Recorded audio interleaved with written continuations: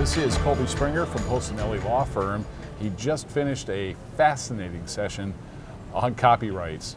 I've been doing this for close to 20 years and I've never been bored a single day doing it, and it's because it's so complex and so fluid and so changing. And it's not just the law itself that has a lot of these issues that continue to evolve, but it's as the media and the technology that drum corps use.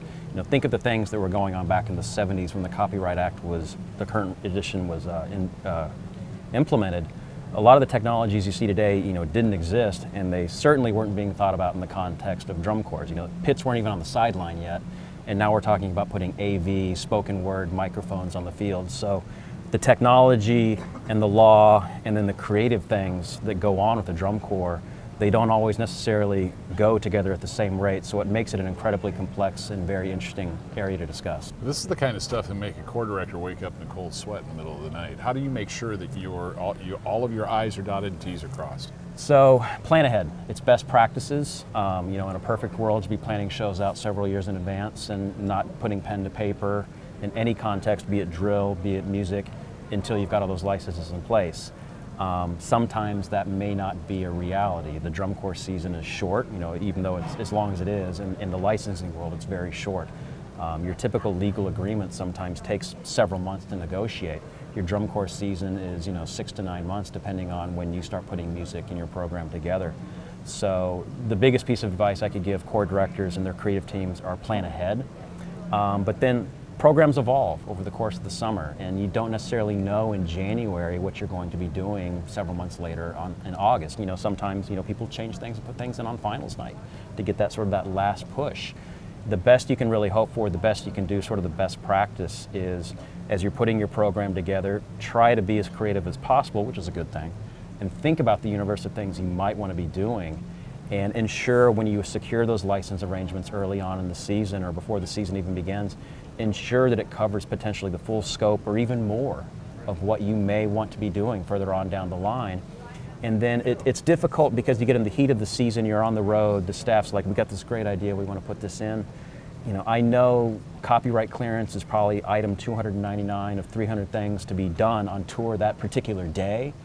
But it's something that needs to be taken into consideration, because unfortunately it does not take more than a few seconds of content potentially to create huge liability for a corps later on down the line. We do see posts of drumline performances, say in the lot at a DCI contest.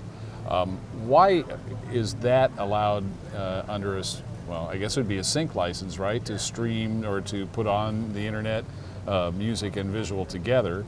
Why can a drum line do that but a horn line can't? It's a little different in the sense that a drum line, even if you think of the different voices, it's the snares, it's the sopranos, the tenors, it's the tenors, the bass, it's the bass, even though you kind of have those different voicings, and you can sometimes listen to the battery playing and you're like, oh yeah, I can see how that tracks against the larger score, the brass score. That's really stuff that's created from scratch. If somebody wanted to make an argument that's infringement, they potentially could, but just because of the nature of the percussive instrument, adding all the beats in there, it's really different, or it's very different in fact, from say a horn line playing the score, which is readily recognizable. And even more so than the pit. The pit, kind of separate that from the drum line. The battery itself probably has the greatest degree of immunity, but they huddle up or they arc up with the pit. It suddenly becomes a very different equation, because at that point you're adding in that melodic content, the actual melody, the actual song, whatever the piece might be, and it starts to become much more recognizable. But then you arc up the horn line right behind it, and then it's no question. So it's really an issue of, you're putting all these different pieces together, but the battery by itself is not necessarily a guaranteed get out of jail free card. Depending on what the music is and the way it's been scored, sometimes you can, like you said, you can really hear the voices of the melody going on in the battery as well. So a little bit more difficult than say the horn line, but it's not necessarily immune. Are you going to continue helping Drum Corps International with copyright issues? Been doing it for a number of years. I'll continue helping DCI and any corps that are interested in getting help as well. Like I said, it's the best you can do is plan ahead, best practices. It's very context specific. It's a very subjective judgment, and the best you can do is the best you can do. Colby, thanks. My pleasure.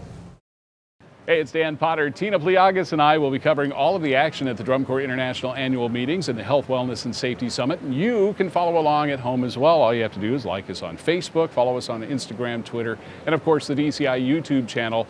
And we will bring you all of the action right here on the DCI News Network.